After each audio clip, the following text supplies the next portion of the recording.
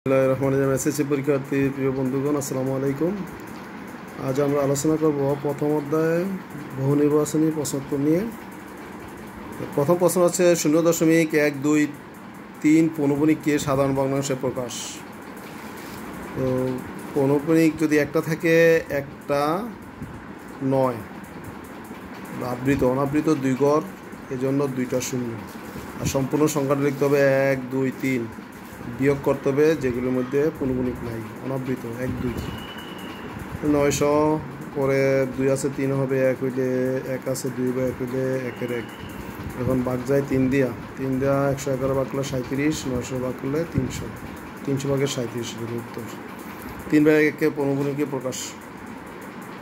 3 দিয়া 1-এর ভাগ যায় না, 0 দিয়ে একটা শূন্য নাম 3 বার যায়, এভাবে বারবার চলতেই থাকবে, এই জন্য ডট দিলাম। এর মানে বারবার 3 আসবে, এই জন্য দশমিকের পরে এক ঘরের উপরে পৌনঃপুনিক দিবে, মানে হচ্ছে বারবার 3 আসে। পৌনঃপুনিক মানে একটা সংখ্যা বারবার আসে, এই জন্য পৌনঃপুনিক। মূলদ সংখ্যাগুলো কী কী? মূলদ সংখ্যাগুলো যেসব সংখ্যাগুলোকে p/q আকারে প্রকাশ করা যায় সেগুলো হলো মূলদ সংখ্যা, যেমন √9। পূর্ণ সংখ্যা, পূর্ণবর্গ সংখ্যা, 9-এর বর্গমূল 3, 16-এর বর্গমূল 4, 4-এর বর্গমূল 2, 1, 2, 3, 4 এগুলি, 11/2, 3/1, 5/3 ইত্যাদি হচ্ছে মূলদ সংখ্যা। অমূলদ সংখ্যাগুলো কী কী? যেসব সংখ্যাকে p/q আকারে প্রকাশ করা যায় না সেগুলো হচ্ছে অমূলদ সংখ্যা, যেমন √2, √3, √5, √7, √11, পূর্ণবর্গ 9 এরূপ স্বাভাবিক সংখ্যার বর্গমূল অমূলদ সংখ্যা। যেসব সংখ্যাগুলিকে বর্গমূলে প্রকাশ করা যায় না, পূর্ণবর্গ নয়, যেমন 4, 9 এরূপ সংখ্যা 9 যেগুলো, সেগুলি হচ্ছে অমূলদ সংখ্যা, সেই সংখ্যাগুলিকে বর্গমূল করা যায় না।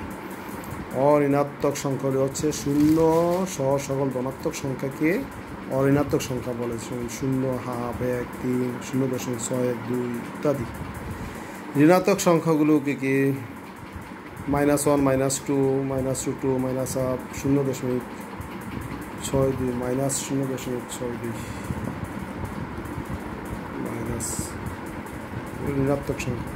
ধনাত্মক সংখ্যাগুলো হচ্ছে 2, ½ √2, 6, 0.6 ইত্যাদি। সদৃশ আবৃত দশমিক ভগ্নাংশগুলো হচ্ছে কি? 12.345, এটা অনাবৃত, এই 2 ঘর হচ্ছে আবৃত। ও 6.532, 2 ঘর আবৃত, 1 ঘর অনাবৃত। মানে দশমিকের পরে যদি অনাবৃত এবং আবৃত একই অঙ্ক সংখ্যা থাকে, যেমন এখানে দশমিকের পরে অনাবৃত 1 ঘর, এখানে দশমিকের পরে 1 ঘর অনাবৃত, আবৃত এখানে 2 ঘর, এখানে 2 ঘর। আবৃত অনাবৃত উভয় অংশের অঙ্ক সংখ্যা যদি সমান থাকে সেগুলিকে বলে সদৃশ আবৃত দশমিক ভগ্নাংশ। এখানে 12.345 এটা হচ্ছে আবৃত, এটা হচ্ছে অনাবৃত। এখানে 5 অনাবৃত, 3, 2 হচ্ছে আবৃত, সমান সংখ্যা। এখানে 2 ঘর, এখানে 2 ঘর, এখানে 1 ঘর, এখানে 1 ঘর, এগুলিকে বলে সদৃশ আবৃত দশমিক। আশা করি বুঝতে পারছো। ধন্যবাদ সবাইকে। আসসালামু আলাইকুম রহমতুল্লাহ।